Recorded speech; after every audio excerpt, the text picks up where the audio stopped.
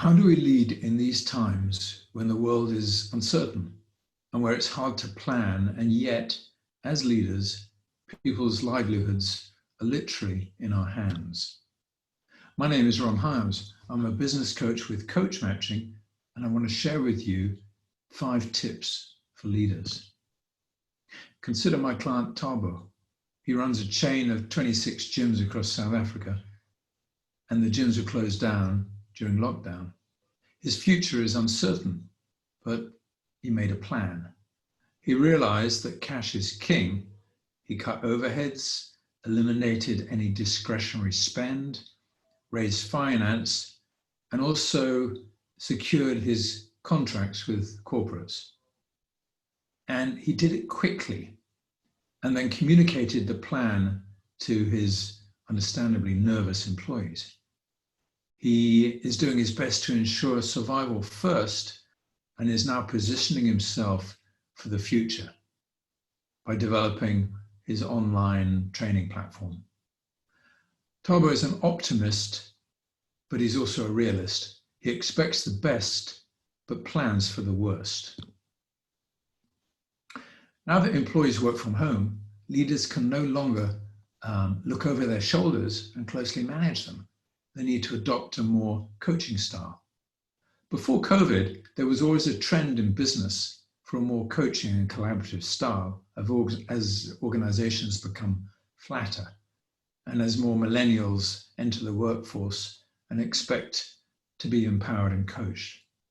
COVID has accelerated that trend. Our job as coaches to leaders is to help them stand back and ask themselves the right questions, such as, are they exploring scenarios? Because in uncertainty, you have to stand in the shoes of your customers and consider what they may be thinking and feeling, and consider a worst case and best case scenario. Actually, you need to be in constant dialogue with your customers now more than ever. And are you holding onto your values? Consider one of the professional service firms that we're dealing with. They had to make pay cuts across the board, but the CEO took the biggest cut, and that sent a powerful signal about how he valued his people and was willing to share the pain. If you need to cut to survive, do it quickly, but be sure not to lose your critical resources, if at all possible, the people that you've taken years to train, and that when this passes will be expensive to recruit. There's anxiety at all levels, maybe in your family system, and your family is part of the business and social community, which is part of the wider society and economy of South Africa. How did leaders deal with that? Well, listening was always a leadership superpower, and now it's got a new emphasis. And that's why we've chosen the heart. We really need to be there for our people. And we found it helpful to share the change curve. And reading left to right, it starts with denial. And I'm thinking as recently as February, Trump was saying this pandemic, it's a hoax. But then there's a shock of realization. This is no joke. And it's not going to go away. Then there's lockdown, and people get angry at the loss of freedoms and liberties and the sight of military in the streets. And then there's a point of surrender where you go, this is real. I need to accept it. You start searching for new answers, maybe new ways of running your business. And then there's insight and integration. I don't think we're quite there yet, but what's helpful, I have found with my clients, is to share this curve, because then they realize that their people are going through a range of emotions. And frankly, it's not a linear thing. It's rather a tangled ball of string. You take 3 steps forward and 2 back. One day we think we're fine, and the next day we're not. And the same is true for our people. Let's move on to using this virtual technology that we're on. Let's start with what not to do. And again, I'm thinking of one of the companies we're working with, a professional service firm. It had a diversity and inclusion initiative, and the CEO was on the Zoom with a bunch of about 28 people. And as you know, diversity and inclusion often leads to heated and contentious debate. I wasn't facilitating on this occasion, and the person doing the job was doing perfectly well, but I noticed about 20 minutes in that only about 3 out of the whole group were contributing. And you know, there was a certain power dynamic here that had to be acknowledged. When the CEO is in the room, people are really not going to make a contentious, authentic, but potentially career-limiting comment, and they go quiet. So there are some topics that you really can't explore right now on a Zoom. So what do you do? Well, some of these are meeting fundamentals that we knew before, but are now even more important now. You need to know the purpose of your meeting and structure accordingly. So if the meeting is just for information sharing, rather just send out the documents.